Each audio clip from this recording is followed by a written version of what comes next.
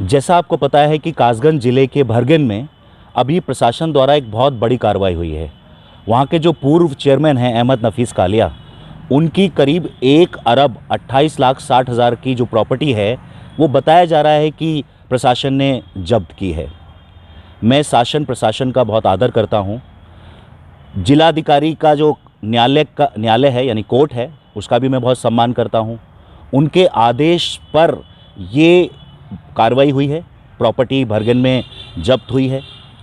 लेकिन भारत का नागरिक होने के नाते, सिटीज़न ऑफ इंडिया होने के नाते मुझे संवैधानिक अधिकार है कि मैं न्यायालय द्वारा पारित जो भी आदेश हैं मैं उसकी विवेचना कर सकूं, उसको क्रिटिसाइज़ कर सकूं। अगर उसमें कुछ खामियां हैं तो उन खामियों पर रोशनी डालूं। मैं आपको बता दूं कि जो ये कार्रवाई हुई है वो जिलाधिकारी का जो न्यायालय होता है उसके आदेश पर हुई है, क्योंकि गैंगस्टर एक्ट का जो धारा 14 है उसमें जिलाधिकारी को ये पावर होती है कि जो गैंगस्टर हैं या जिनको गैंगस्टर डिक्लेयर किया गया है उनकी अपराध से संचित प्रॉपर्टी को जिलाधिकारी आदेश दे सकते हैं कोर्ट करने का। जब कालिया साहब और उनके बेटों की माननीय कोर्ट कासगंज द्वारा जमानत हो गई और उसी दिन गैंगस्टर एक्ट में कालिया साहब को गैंगस्टर घोषित कर दिया जाता है और उसके बाद ये बड़ी कार्रवाई देखने को मिलती है। जो भी ये हो रहा है, हो सकता है कि कानून की नज़र में सही हो, लेकिन मेरा ये मानना है कि कोई भी कार्रवाई होनी चाहिए वो न्याय संगत होनी चाहिए। ऐसा लगना चाहिए लोगों को कि उसमें न्याय हो रहा है। जिस दिन ज़मानत मिल रही है उसी दिन जो है गैंगस्टर एक्ट में अहमद नफीस कालिया को गैंगस्टर घोषित कर दिया जाता है ताकि आगे की कोर्ट करने की कार्रवाई आसान हो सके। मेरे कुछ सवाल हैं प्रशासन से जो मैं पूछना चाहता हूँ।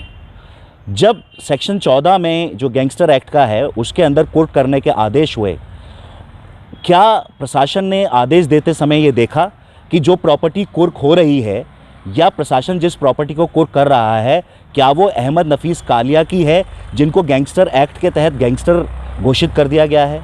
अगर आप देखें कि जो 47 प्रॉपर्टी की बात हो रही है, ज़्यादातर प्रॉपर्टी ऐसी हैं जिनमें अहमद नफीस कालिया का डायरेक्ट रूप में कोई लेना देना नहीं है। जैसे मैं कॉलेज की बात करूं तो जो कॉलेज कुर्क किया गया है वो एक ट्रस्ट का कॉलेज है, उसमें अहमद नफीस कालिया साहब कुछ हैं भी नहीं, ना अध्यक्ष हैं, ना उसके ट्रस्टी हैं, ना मेंबर हैं।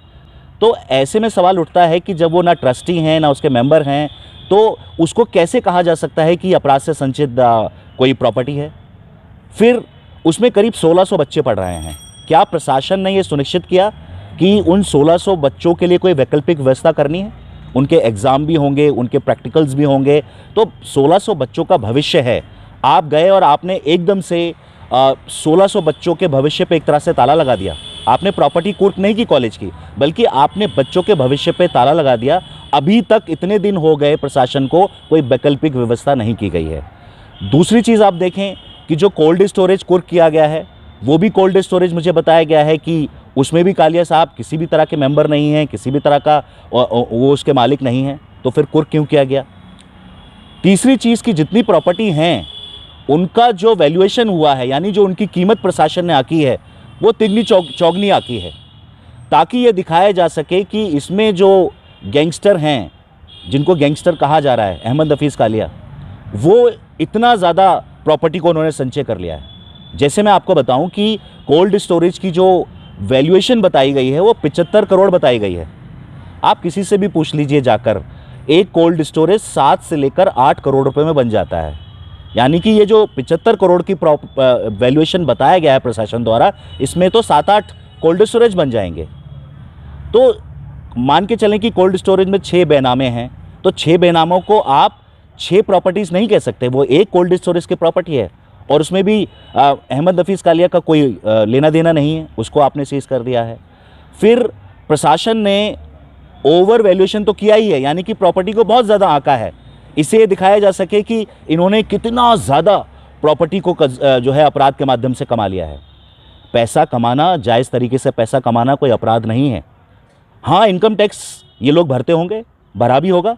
इनकम टैक्स अथॉरिटीज़ को ये पूछ सकती हैं कि भाई आपने ये कैसे कमाया, कैसे नहीं कमाया। जो गैंगस्टर जिसको आपने घोषित किया है उसकी प्रॉपर्टी से आपका लेने देना है, उनके बेटों की प्रॉपर्टी से या ट्रस्ट की प्रॉपर्टी से आपका कोई लेने देना नहीं है।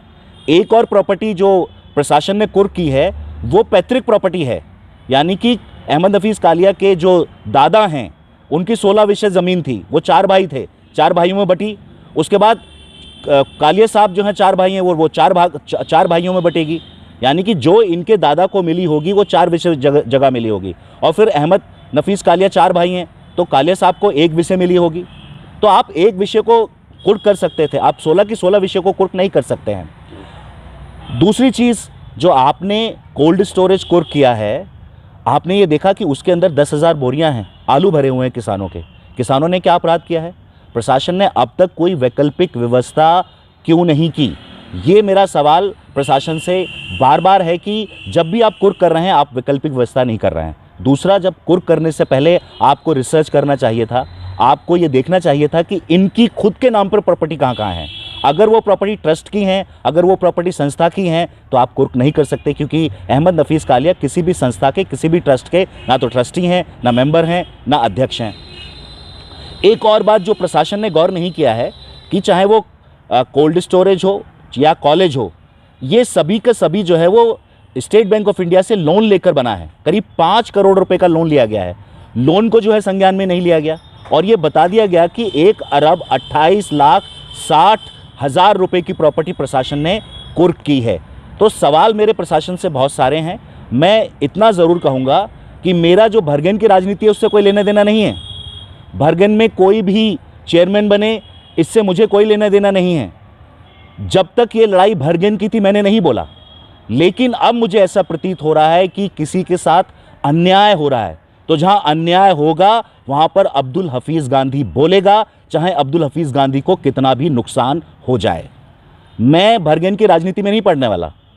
जो भी इलेक्शन होने वाला है, जो भी जीतने वाला है जीते, सबको इलेक्शन लड़ने का अधिकार है। लोग ये डिस्कस कर रहे हैं कि अब बहुत ज़्यादा हो रहा है। जब ये लोग कहते हैं कि अब बहुत ज़्यादा हो रहा है, तो इसका मतलब ये है कि शासन प्रशासन न्याय संगत कार्रवाई नहीं कर रहा है। मुझे भी लग रहा है एक नागरिक के तौर पर कि भरगन में जो भी हो रहा है न्याय संगत कार्रवाई नहीं हो रही है। अच्छा, एक और मेरा सवाल है प्रशासन से, आप जो प्रॉपर्टी है उसको कुर्क करने गए थे, आप बुलडोजर क्यों लेकर गए थे? क्या आप तोड़ने गए थे? आपको तोड़ने के आदेश थे? आप भरगन के लोगों को भयभीत करना चाहते हैं? आप डराना चाहते हैं? क्या भरगन को भयभीत करने की कोशिश थी है प्रशासन की? वरना एक मेरा बार बार मैं आप सवाल पूछ रहा हूं प्रशासन से कि बुलडोजर लेकर क्यों गए थे? इन्वेस्टिगेशन स्टेज में है सारा का सारा मसला। अभी माननीय एक उच्च न्यायालय ने कहा है कि इन्वेस्टिगेशन चल रही है, उस समय बुलडोजर का क्या काम है? और यदि बुलडोजर पुलिस लेकर जाती है तो ये न्याय संगत नहीं है। मैंने देखा कि जब उस दिन कार्रवाई चल रही थी तो भरगन में पुलिस द्वारा बुलडोजर ले जाया गया, प्रशासन द्वारा बुलडोजर ले जाएगा। उस बुलडोजर का उस वक्त काम क्या था? ये बहुत सारे जो मेरे सवाल हैं, ये मेरे सवाल एक नागरिक होने के नाते हैं, इस क्षेत्र का व्यक्ति होने के नाते हैं, और न्यायप्रिय व्यक्ति जिसकी संविधान में आस्था है, जिसकी लोकतंत्र में आस्था है, उस व्यक्ति के नाते मेरे एक सारे के सारे सवाल ये बनते हैं। मैं ये समझता हूँ कि आज जो भी हो रहा है प्रशासन के द्वारा, किसी भी व्यक्ति को राजनीतिक तौर पर टारगेट नहीं करना चाहिए। वो कोई भी पॉलिटिकल पार्टी में हो सकता है, लेकिन पैसा कमाना, सही तरीके से पैसा कमाना, कानूनन पैसा कमाना, ये किसी भी तरह से जुर्म नहीं हो सकता है। मैं बार बार प्रशासन से कह रहा हूं कि इनकम टैक्स अथॉरिटीज़ को आप भेजिए और उनसे पूछवाइए कि आपने ये पैसा कैसे कमाया है। लेकिन गैंगस्टर एक्ट में किसी व्यक्ति को गैंगस्टर घोषित कर देना और उस दिन गैंगस्टर एक्ट में उसको घोषित कर देना जिस दिन उसकी माननीय कासगंज न्यायालय से जमानत हुई है, तो मैं समझता हूं कि कहीं ना कहीं ये राजनीति की तरफ इशारा करता है।